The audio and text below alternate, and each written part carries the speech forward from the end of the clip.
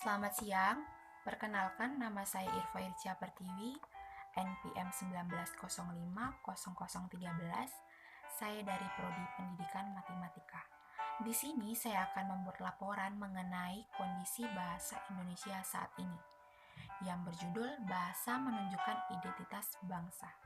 Sebelumnya, kita harus mengetahui apa itu bahasa.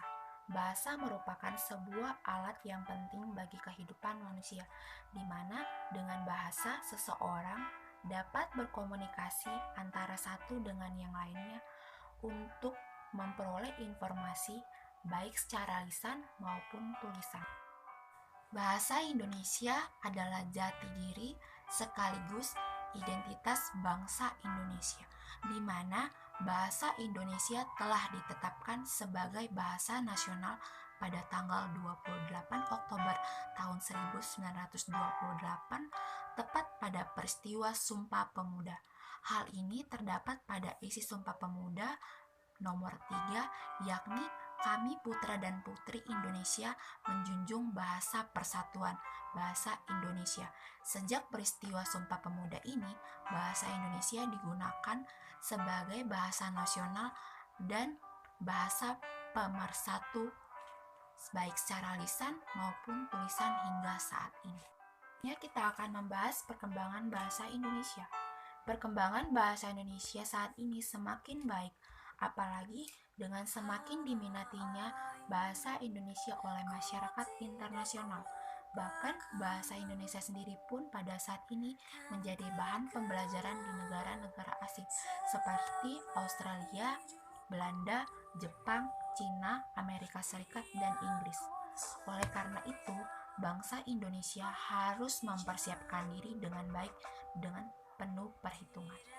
Salah satu hal yang perlu diperhatikan adalah masalah jati diri bangsa Indonesia yang diperlihatkan melalui jati diri bahasa. Bahasa Indonesia mempunyai ciri-ciri umum dan kaidah-kaidah pokok tertentu yang membedakannya dengan bahasa-bahasa lain di dunia, baik bahasa asing maupun bahasa daerah. Oleh karena itu, ciri-ciri umum dan kaidah-kaidah pokok tersebut merupakan jati diri bahasa Indonesia. Akan tetapi, sekarang pertanyaannya adalah, apakah orang Indonesia bangga akan bahasanya sendiri? Jawaban untuk pertanyaan ini tentulah ada di dada masing-masing orang yang menganggap, mengaku, dan menjadikan dirinya sebagai bagian dari bangsa Indonesia. Saat ini, masyarakat sudah mulai mencampuri bahasa Indonesia dengan bahasa asing dalam pemakaian bahasa sehari-hari. Tentu dalam konteks pembicaraan formal atau bahasa gaul, hal ini tidak menjadi suatu masalah yang signifikan. Namun yang disayangkan, pemakaian bahasa gaul juga biasa terjadi pada forum formal, seperti forum ilmiah, media massa, kuliah, seminar, serta forum lainnya. Jika kita menilik apa penyebab utama fenomena ini terjadi, yaitu kebiasaan bangsa Indonesia pada umumnya yang mengagungkan semua hal yang berbau internasional, luar negeri, atau juga dapat disebut dengan berbaur barat. Dengan kata lain, bangsa Indonesia kurang bangga dengan bahasa dan budayanya sendiri. Pemakaian bahasa dan budaya asing dirasa lebih keren dan dapat diterima di dalam pergaulan.